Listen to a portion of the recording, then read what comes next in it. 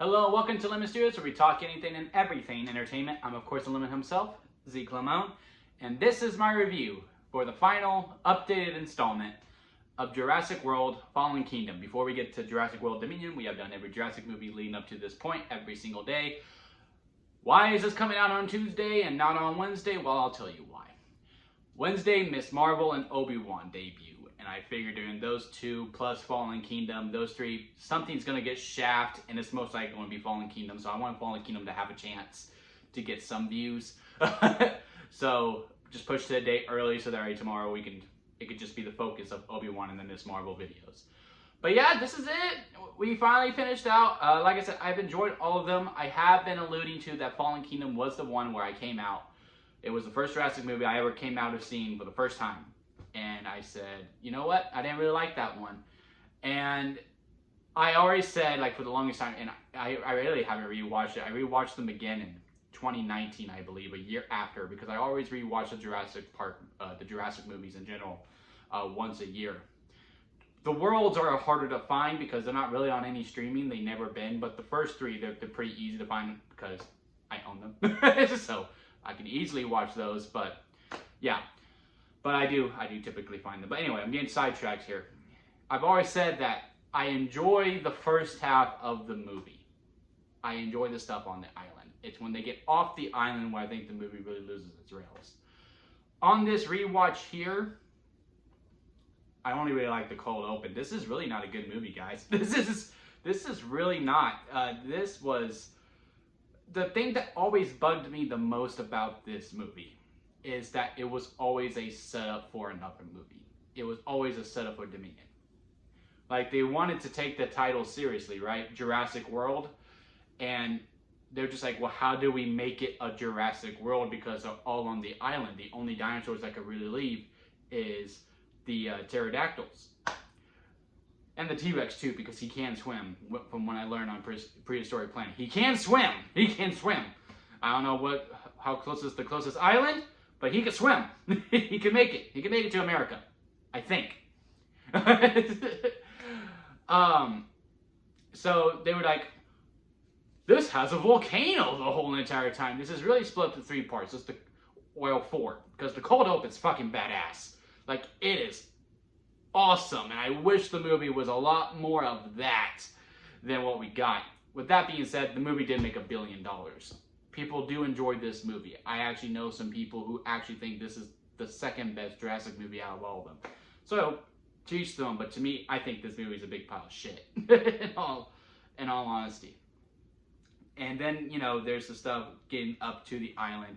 Now, Claire actually likes the animals. It would have been one thing, like, if in the first movie, her whole arc was to learn to appreciate the animals. And she does kind of do that when the Brachiosaurus is dying, and she does shed a tear, but nothing alluded to. Like, she just saw the animals as, you know, profit, make her money, make the park money and all that stuff. They were never like actual animals. So it would have been one thing, like, towards the end, like, you know, like, oh, you know what, I learned that these are, like, you know, they're real animals and it's just how they live. And then, you know, she's in this, so them doing the switch, also them not being together, I was just like, really? Like the whole point in the end is like, yeah, we do it together, and then they're broken up. Like, it's just like, okay, well, kind of just doing the same storyline. It just really seemed like lazy writing to me, and I hate saying that about writers as a working writer myself. I hate to say that, but that just seemed like lazy writing to me. And then the stuff on the island was very cliche. I mean, as soon as you see freaking, what's his name? From Silence of the Lambs, god damn, Buffalo Bill. I knew it was a buffalo. Buffalo Bill, as soon as you see him, you're like, well, he's bad. Also, when you see the other guy, the main dude at the house, you're like, oh, he's bad. Also, there was another person with Hammond the whole entire time. Just say he's Hammond's nephew. Another one. Or the son of the nephew who tried to screw everyone over in Lost World. Like, you did not have to think that deep. And we'll get to the clone girl in a little bit. And then, you know, they go to the island. They get the animals. Oh, they've been double-crossed. Okay. That whole final sequence, as stupid as it is that there was a volcano the whole entire time, because, like, really? You had a park running knowing there was a volcano here the whole entire time, and it was never a worry until now?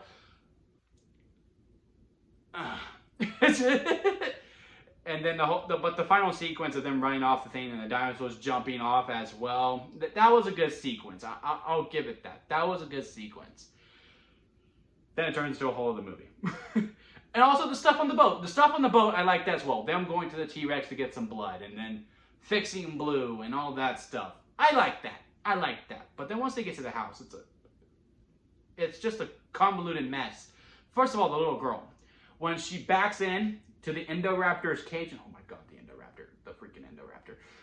And then later on in the movie, in that same area, there's no longer a cage. It's a chute now for the rolling elevator that she has to get from place to place. Like, know your blocking, movie. Know your freaking blocking. Know your house. I get it, it's a set, but come on now.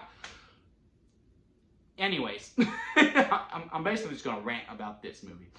And then the Indoraptor, what I liked about the Indominus in the first Jurassic World was that it actually had a good character development, and it was, you know, it was unrealistic.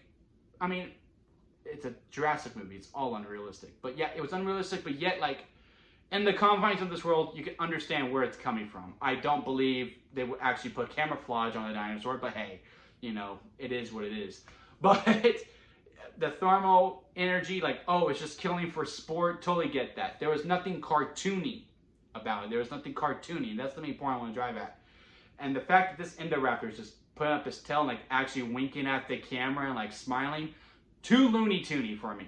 Too Looney Toony for me. But I do like the look of it.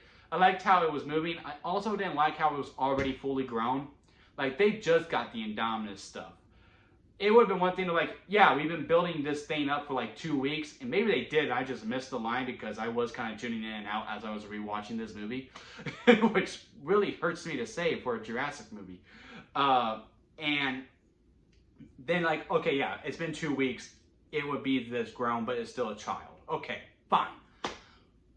But no, I think, like, yeah, no, they just made it and it was like fully grown. Like, you can't just make it grown. You put it in eggs, right? That's a giant ass egg. You know what I mean? And then, you know, the whole hijinks explodes and the Indoraptor gets out and then decides to go back in the house. And then we find out the girl's actually a clone, which I will defend. I don't like it. I don't think that story is needed at all. I truly don't. I think, again, he could have just been a son of the nephew who took over from Hammond. He could have been just from Ingen because they make Ingen really evil in all these movies. And then he had a daughter. The daughter was like, no, Dad, you're bad. I'm going to go with these people. Could have made the dad abusive or something like that. But no, it was the clone of the girl from the guy that was like, oh, Hammond was with him all the time when he wasn't. And, you know, if you were in that position where you lose a loved one, a daughter, a child, because it'd be really weird if you lost your wife and then you decide to make a kid version of your wife. That would be really weird. That's crossing lines.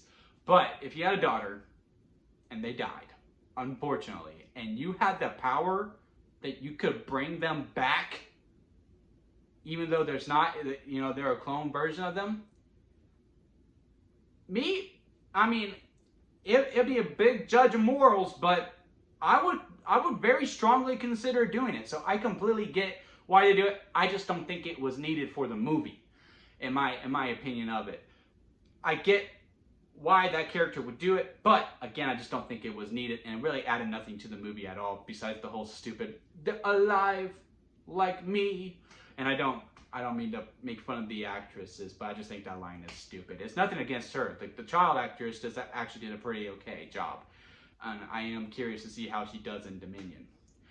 And then, you know, then you beat the Indoraptor. Then you have to deal with this whole conflict of, well, do we let them out?